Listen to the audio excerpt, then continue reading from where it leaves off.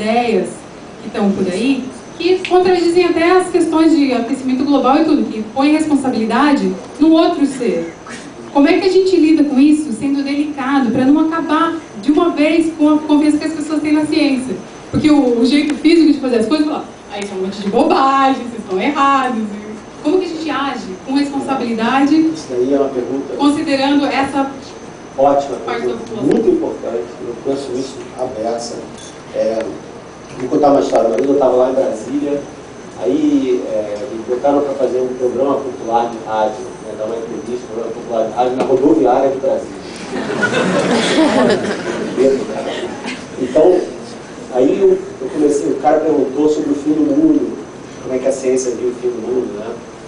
Aí eu falei, não, porque tem maneiras, asteroides, destruindo dinossauros, mas são causas naturais. Eu falei e tal. E o cara no final falou, mas doutor, o senhor quer tirar até Deus da gente? Isso daí me destruiu. Porque o cara era um cara super humilde e ele tinha toda a razão. O grande dilema é o seguinte, que quanto mais a ciência foi avançando desde o século XVII, menos espaço para a religião existia. Quanto mais a ciência vai inventando, vai descrevendo como funciona o mundo, menos espaço para um Deus criador que explica tudo, que resolve todos os problemas, existe. Então as pessoas religiosas que veem a religião dessa maneira mais tradicional, porque tem maneiras perfeitamente consistentes de você casar religião com ciência. No princípio não deveria haver crise nenhuma, mas existe. Eu tenho vários amigos que são religiosos e são cientistas de primeira linha. O problema não é por aí.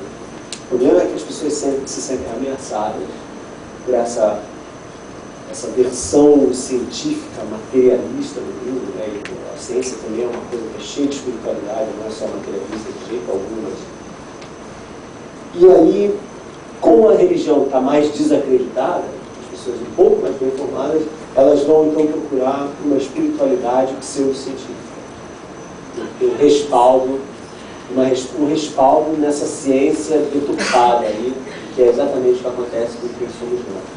Então, nós somos todos uma função de onda cósmica, porque as vibrações do vácuo quântico ligam todos nós, as flutuações de energia entram pelo cérebro da gente, conectam a gente nesse fluido de neutrinos que está atravessando todo mundo ao mesmo tempo.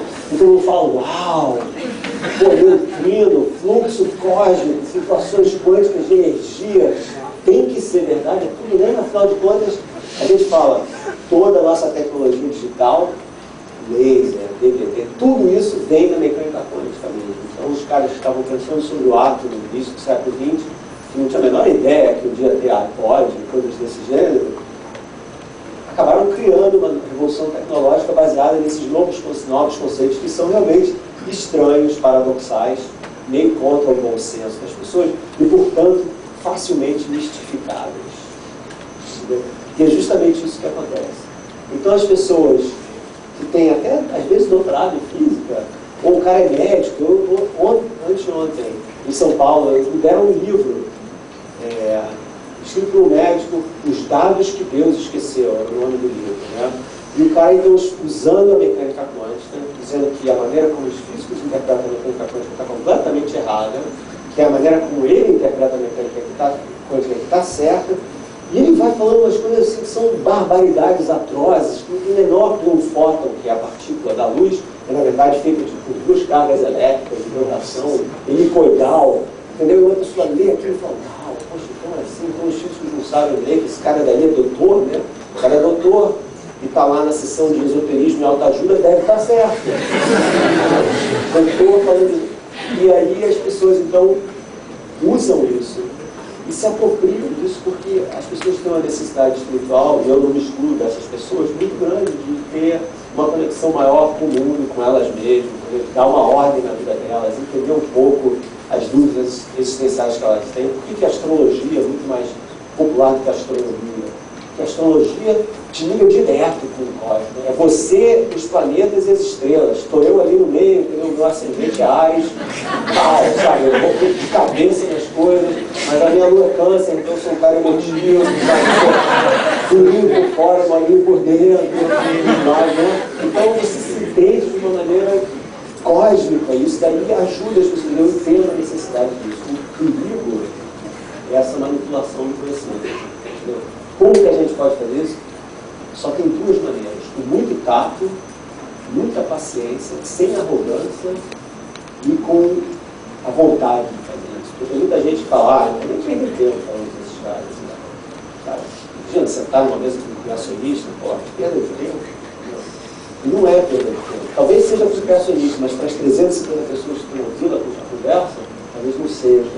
Entendeu? Então, eu acho que a única coisa que a gente pode e deve fazer é que os cientistas têm que se engajar com a população.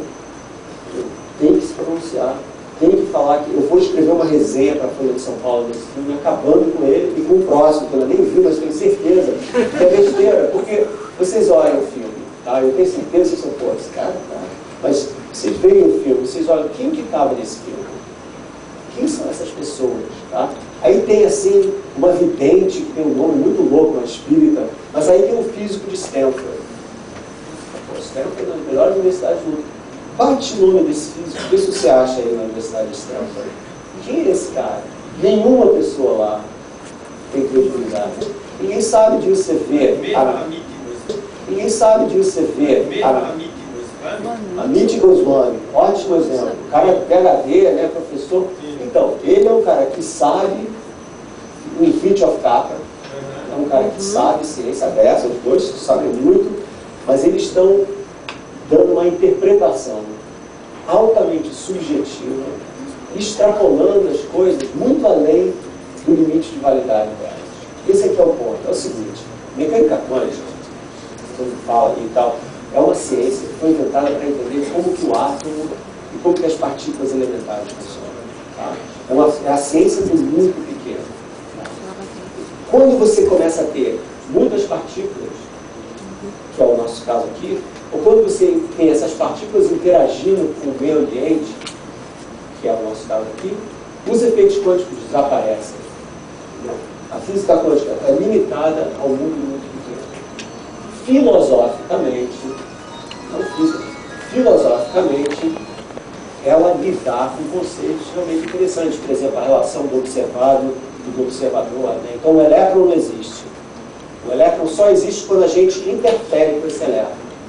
Bárbaro, é verdade. Então, a realidade depende da nossa interferência com ela. Ótimo, é verdade isso. Quando você está medindo o elétron, é verdade. Quando você está recebendo informação, é verdade.